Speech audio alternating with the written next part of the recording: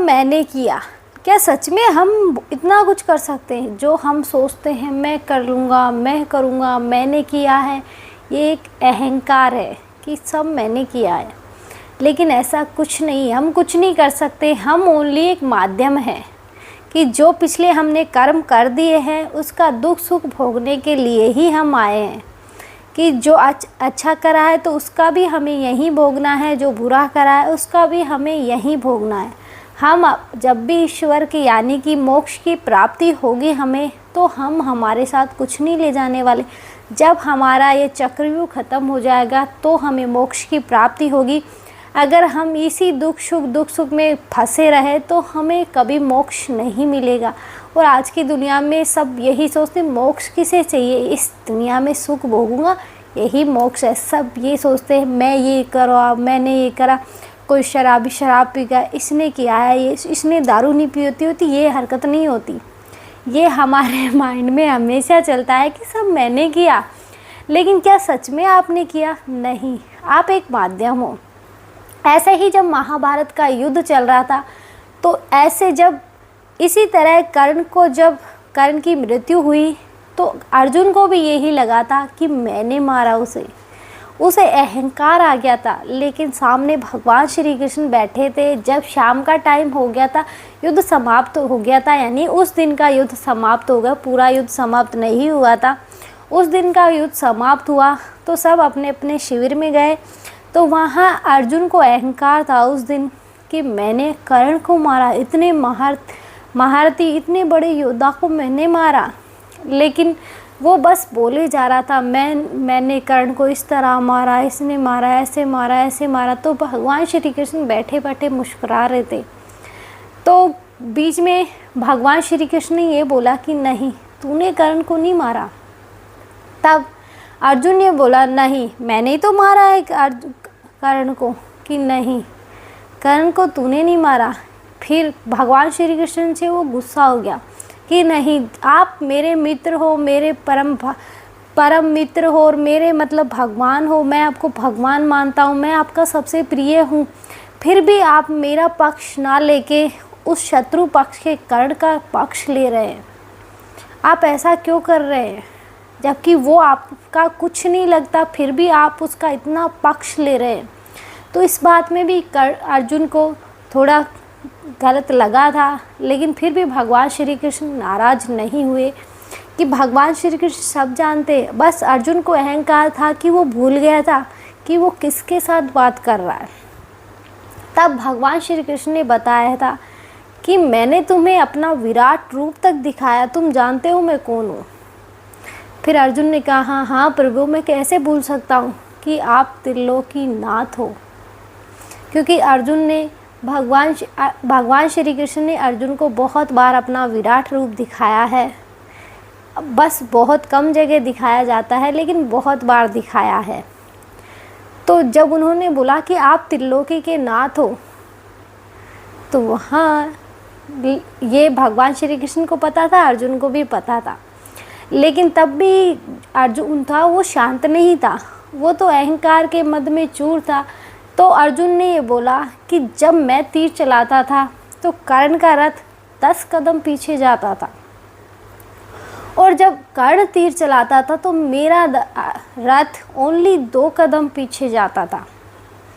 तब भगवान श्री कृष्ण ने बोला कि वो 2 कदम भी जा रहा है ना पीछे, तो तुम ये कैसे सोच सकते हो कि तुम कर्ण से बड़े योद्धा हो सकते हो? कि क्यों नहीं, मैं कर्ण से बड़ा योद्धा क्यों नहीं हो सकता? उसका 10 कदम जा रहा है, मेरा 2 कदम जा रहा है। तो उसने बोला कि तुम्हारा 2 कदम इसलिए जा रहा था क्योंकि मैं तुम्हारे रथ पे बैठा था, और तीनों लोगों का भार लेके मैं तुम्हारे रथ पे बैठा था, फिर भी वो 2 कदम पीछे जा रहा था। तो अब तुम सोच के देखो कि तुम्हारे तीर चलाने पर उसका रथ 10 कदम पीछे जा रहा था, और उसके चलाने पर तुम्हारा 2 कदम फिर भी जा रहा था। कि तीनों लोगों का भार लेके मैं उस रथ पे बैठा हूँ, फिर भी वो 2 कदम पीछे जा रहा है। तो अब तुम सोच के देखो कि वो कितना बड़ा योद्धा होगा कि त्रिलोकी के नाथ के रथ को 2 कदम पीछे भेज रहा है। तो अर्जुन को लगा बात तो सही है कि तुमने कर्ण को नहीं मारा, कर्ण को उसके गुरु के श्राप ने मारा है। कि उसके गुरु ने उसे पहले ही श्राप दिया था, तुम नहीं मार सकते थे कर्ण को। अगर उस टाइम वो अपनी विद्या ना भूलता तो तुम नहीं हो, तुम एक माध्यम बने कर्ण को मारने के लिए। लेकिन अगर उसके गुरु का श्राप ना होता तो कर्ण को नहीं मार सकते थे तुम। जब ही तो भगवान श्री कृष्ण ने पहले ही घटोत्कच से कह के, जो उसके पास शक्ति थी जो इंद्र ने दी थी, उसे पहले ही अब उस पे चलवा दी, ताकि ये अगर वो शक्ति अर्जुन पे चलती तो युद्ध ही समाप्त हो चुका होता। लेकिन भगवान श्री कृष्ण धर्म के पक्ष में थे और उन्हें धर्म के लिए ही सब कुछ करना था, और अधर्मियों के पास वो शक्ति थी कि उसका तोड़ किसी के पास नहीं था, इसलिए उन्होंने उस पे चलाई। लेकिन अर्जुन ने सोचा कि मैंने मारा, अगर वो उस पे चलती तो शायद अर्जुन ना होता। लेकिन ये भी बोला जाता है कि अर्जुन और भगवान श्री कृष्ण नर और नारायण हैं, कि उनके बहुत जन्म हो चुके हैं। इसलिए हम ये नहीं सोचना चाहिए मैंने किया। तुम कुछ नहीं कर सकते, तुम तो मतलब इतना सा भी नहीं कर सकते। अगर तुम्हारे किस्मत में नहीं लिखा है ना तो कि तुम गलत करोगे, तो भी नहीं कर सकते। ऐसे ही आज मैं मेरी खुद की बात बताती हूँ कि एक बार ऐसे ही घरों में तो छोटे मोटे मैटर होते रहते हैं। तो वैसे ही जब घर वालों को ज़रूरत पड़ती है कि आज ये कर दो वो कर दो, वो खाने पीने की ज़रूरत है, ये बना दो वो बना दो वो बना दो, तो ज़रूरत जब तक पूरी हो रही है वो तुम्हारे साथ है। जैसे ही ज़रूरत तुमने कुछ चीज़, मान लो एक दिन मुझे जल्दी थी कि मुझे मेरा व्रत था तो मुझे कहीं जाना, मतलब पूजा के लिए मैं बृहस्पति भगवान का व्रत करती हूँ, यानी कि सत्यनारायण भगवान का मैं पूर्णिमा के दिन व्रत करती हूँ। हम दोनों हस्बैंड वाइफ व्रत करते हैं, तो हमारा व्रत था और उस दिन कुछ त्यौहार था शायद। तो त्यौहार जहाँ तक है रक्षाबंधन थी कि मैंने पूरी सब बना दी थी, लेकिन बहुत लेट हो रहा था खाने सुनने के लिए, तो मुझे जाना पड़ा। और फिर उन्हें इतना सब कुछ, खीर बना दी, पूरी बना दी, सब्जी बना दी, और अब उनकी डिमांड आ गई कि अब मालपुए बना। फिर मैंने ये बोला कि मुझे अभी कहानी सुननी है, आप दूसरी से बनवा लो। जबकि मेरे जो हस्बैंड है उनके एक भाई भी है, हम सब साथ में रहते हैं, लेकिन उन्हें तो मुझे ही लगाना था कि नहीं तू बना, कि मैं कहानी ना सुनूं, पहले इनमें लग जाऊं कि उसे ये खाना है उसे ये खाना है। मुझे मतलब उस टाइम मैं अपने आप को, गुस्से को बहुत कंट्रोल करने की कोशिश करती हूँ, लेकिन बहुत सी बार नहीं होता। तो उस दिन भी ऐसा ही हुआ, तो मुझे गुस्सा बहुत आ रहा था। लेकिन मेरे गुस्से की एक अच्छी आदत है कि वो मैं अपने हस्बैंड को बताती हूँ, उन पे मेरा गुस्सा निकल जाता है। लेकिन मैं घर वालों पर कभी अपना गुस्सा नहीं निकालती। हस्बैंड से जब बताते मुझे रोना आ जाता है, या फिर मैं बहुत बताते कुछ वैसे शब्द बोल देती हूँ। लेकिन मैं गलत इनसे भी नहीं बोलती कि मुझे मतलब गलत शब्द मतलब ऐसे यूज करना ही नहीं आता, कि मैं गलती नहीं बोलना चाहती कि ऐसा मैं करूँ मैं ना करूँ। मैंने वहाँ कुछ नहीं बोला, मुझे गुस्सा बहुत आ रहा था। मैंने साफ साफ इतना ही बोला था कि अभी मुझे पूजा करनी है, मुझे लेट हो रहा है क्योंकि मैंने व्रत किया है। लेकिन अब उनको बुरा लगा, तब इसमें मैं क्या कर सकती हूँ कि होनी को हम नहीं टाल सकते। उनको जैसे ही मैंने मना किया कि अच्छाई मेरी किसी को नहीं दिखी, लेकिन मैंने एक बात के लिए मना किया तो उन सबका मुंह फूल गया।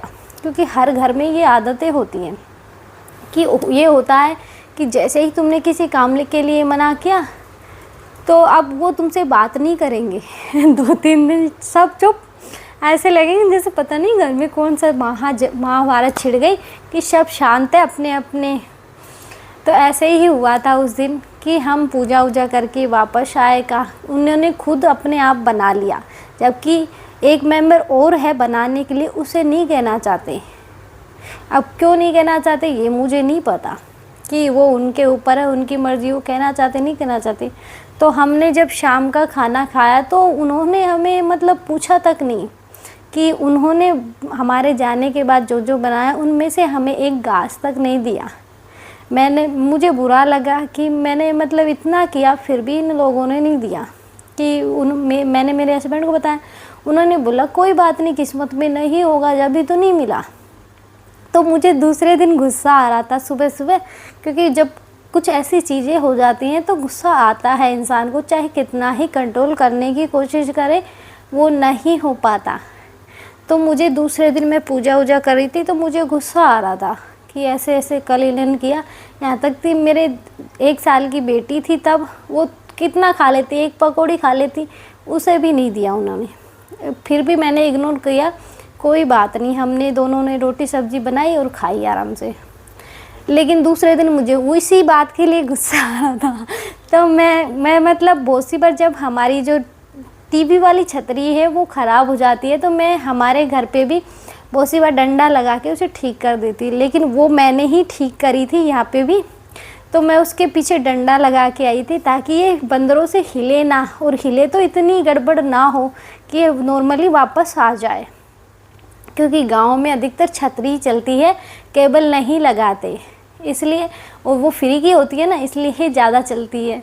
तो वो मैंने जाके पहले, मैं जैसे जैसे मैं छत पे जा रही थी, मेरा मन नहीं मांग रहा था कि नहीं मत कर, उन्होंने जो किया कोई बात नहीं, लेकिन वो होता है ना कि होने को हम नहीं टाल सकते। मैंने वो डंडा हटा, यानी कि हल्का सा हिला दिया, लेकिन मेरा मन नहीं मांग रहा था, फिर भी मैंने हिला दिया। लेकिन किस्मत की बात ये देखो कि मेरे हिलाने के बावजूद भी टीवी नहीं गई, वो वैसे की वैसे ही आती रही। मैं ये सोच के आ गई कि टीवी गई होगी, लेकिन किस्मत में शायद उस टाइम बुरा भी नहीं लिखा था कि तू बुरा करे, कि गुस्सा है अच्छी बात है, गुस्सा सबको आता है, किसी को कौन को बुरा नहीं लगता, सबको बुरा लगता है, इसलिए बुरा लगा। लेकिन ये करने पहुंच गए कि मैंने छतरी ला दी, लेकिन किस्मत वो गई नहीं, कि मेरे से हिलाने के बाद भी ये नहीं हुआ।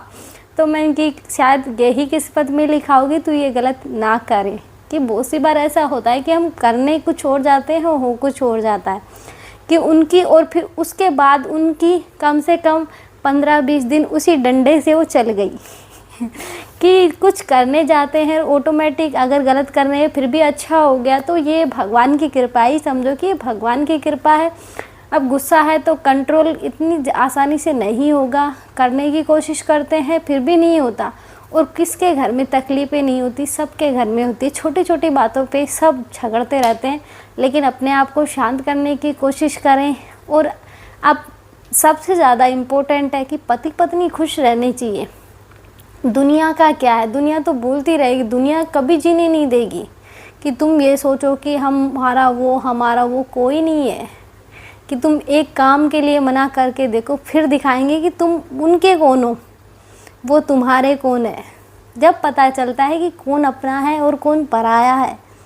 और ये तो नॉर्मल बात हो गई है, अगर कोई बड़ी बात भी हो जाए तो कोई साथ देने के लिए नहीं आता। लेकिन हाँ, अगर कोई बाहर वाला आ जाए और वो आके पंगा ले तो फिर घर वाले साथ हैं। इसीलिए घर वाले होते हैं कि बाहर वाला तुम्हें परेशान नहीं करे, हम बहुत हैं तुम्हें परेशान करने के लिए। यही प्रकृति का नियम है। इसलिए आज के लिए इतना ही। जय श्री राम। मैं कुछ नहीं करता, जो करता है ईश्वर करता है, यही सोच के चले।